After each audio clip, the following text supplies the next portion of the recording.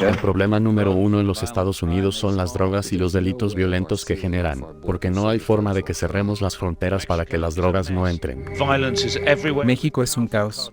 La violencia está en todas partes y los poderosos cárteles se enfrentan a la policía y al gobierno. Las bandas de narcotraficantes ganan miles de millones y gran parte de eso proviene del contrabando de narcóticos y de personas por la frontera de los Estados Unidos. Pero no siempre fue así. Entonces, ¿cómo tomaron los narcos el control de México? ¿Es México responsable de esta situación? En los años 60 y 70, México tenía buenas relaciones con los Estados Unidos y contratos de trabajo muy exitosos. El término que se usaba era el de braceros. Trabajaban como empleados domésticos o agrícolas relativamente bien remunerados. Durante periodos específicos de tiempo, enviaban el dinero a sus hogares y finalmente volvían a casa. Tenían un buen acuerdo. Hacían los trabajos que nadie en los Estados Unidos quería hacer. Pero luego, por razones políticas, este acuerdo se terminó. Los empleados, y sobre todo los empleadores, querían que continuara el trabajo transfronterizo, pero de forma ilegal.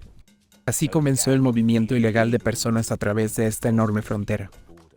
Las pandillas se hicieron cargo del personal de inmigración y de esta forma el movimiento de personas fue el inicio del movimiento de todo.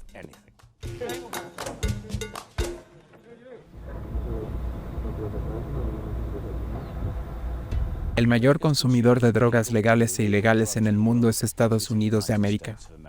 Los mayores proveedores de heroína, cocaína y marihuana eran países de América Central y del Sur, de los cuales Colombia era el más prolífico.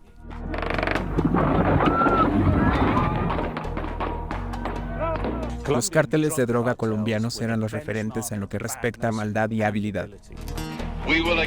Seremos nuevamente el ejemplo de libertad y un faro de esperanza para aquellos que no tienen libertad. Estados Unidos ha estado involucrado en constantes batallas en América del Sur durante la Guerra Fría con Rusia, y a menudo apoyó o luchó contra regímenes que eran los cárteles de droga.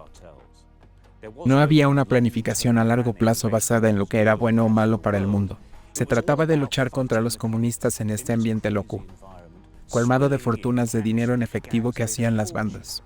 Las pandillas desarrollaron una infraestructura de movimiento de masa sofisticada y bien organizada. Los cárteles sudamericanos eran despiadados y muy poderosos, y fueron responsables de la creación de las pandillas en México. Los mexicanos actuaban simplemente como carteros porque entregaban el producto. México fue siempre la clave ya que era la puerta de entrada.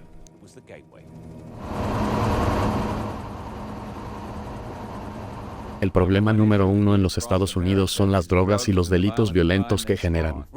Al final de la Guerra Fría, todo se estaba saliendo de control y Estados Unidos se dio cuenta de que había contribuido a crear ese problema interno masivo con las drogas. Lo que hago es abrir la bolsa, aspirar y listo. Entonces decidieron declararle la guerra a los cárteles sudamericanos. Este es el alto precio que pagará Colombia por no cooperar completamente en la guerra contra las drogas. Pudieron frenarlos, pero el problema fue que la demanda en los Estados Unidos no disminuyó, de hecho aumentó. Si no podemos disminuir la demanda, no hay forma de que podamos cerrar las fronteras para que la droga no pase. Los cárteles en América del Sur estaban debilitados, pero continuaban produciendo en grandes cantidades, y solo debían lograr que la entrega continuara. Y fue entonces cuando las pandillas mexicanas se dieron cuenta de que tenían el mando. Así que ahora tenemos organizaciones mexicanas que se están convirtiendo por derecho propio en importantes mayoristas de cocaína. Los mexicanos fueron contratados y amenazados por cárteles sudamericanos, pero luego dijeron basta. Si quieres vender esto no nos corresponderá más el 10%, sino el 60% y luego el 80%. Luego comenzaron a producir sus propios paquetes y a distribuirlos. Así que los cárteles sudamericanos perdieron el poder por completo. Los narcos mexicanos usaron los sistemas y la planificación de sus predecesores, pero los mejoraron. Siguen siendo los carteros, pero ahora también son el servicio postal y la producción completa. Como las rutas en las que mueven las drogas les pertenecen, se dieron cuenta que podían usarlas para transportar cualquier cosa. En los últimos años, personas de todo el mundo tomaron el control del terreno. Los tentáculos de los cárteles están en todas partes. Si visitas México, de una forma u otra estás pagándoles a los cárteles. Y hasta ahora, nadie ha pensado en una manera de detenerlos. Y si alguien propone una solución, esa persona termina asesinada.